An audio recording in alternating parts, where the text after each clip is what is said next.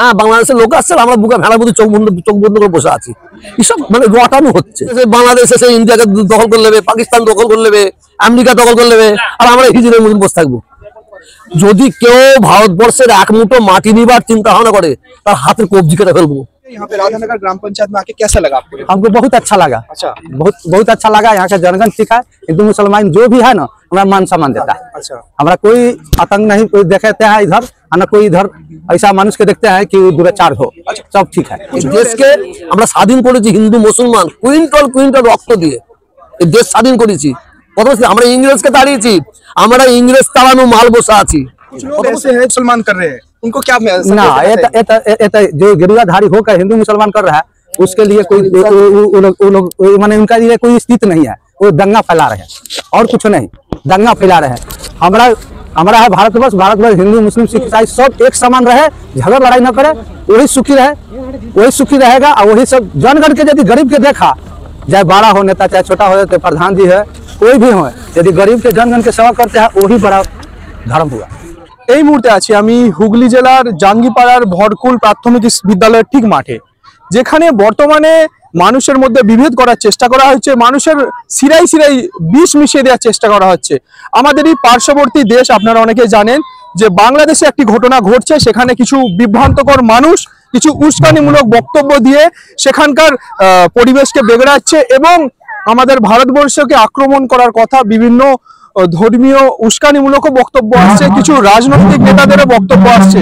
তারই মাঝে আজকে খুশির আলো ফাউন্ডেশনের পক্ষ থেকে একটি বিশাল শীত বস্ত্রদান বিতরণ, তার সাথে সাথেই গুরুজন সম্মানীয় মানুষদের একটি সম্মাননা দেওয়া হলো এই ভরকুল স্কুলের প্রাইমারি স্কুলের মাঠে, যেখানে উপস্থিত ছিলেন মুখ্য প্রধান অতিথি হিসাবে ফুরফুরার পীরজাদা তোহা সিদ্দিকী সাহেব।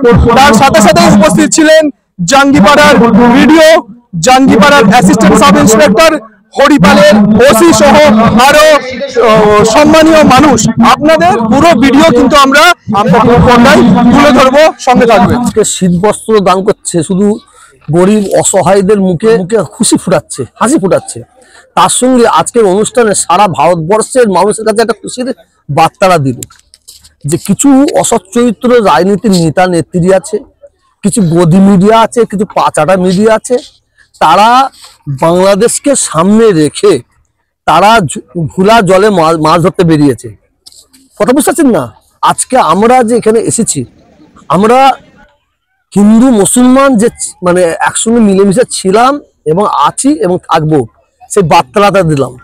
আর যদি আমার ভারতবর্ষের ওপরে যদি কোনো দেশ লাল চোখ দেখায়, তার চোখ তুলে নেবার ক্ষমতা আমাদের ভারতবাসীদের আছে। সে বাংলাদেশ হোক, পাকিস্তান হোক, আর আমেরিকা হোক, যেই হোক।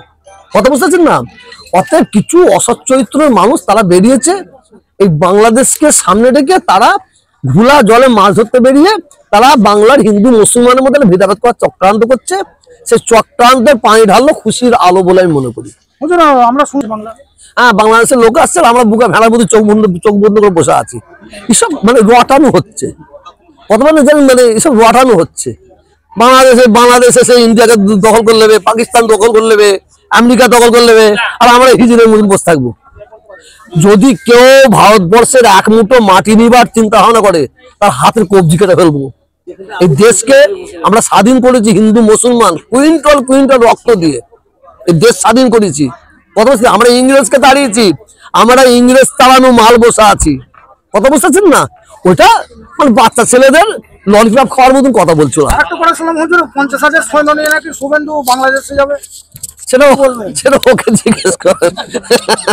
দেখছেন যার কথা বলে সবাই হাসে, আমি আর তারা খেলে বক্তব্য রাখছি না। ছাড়েন।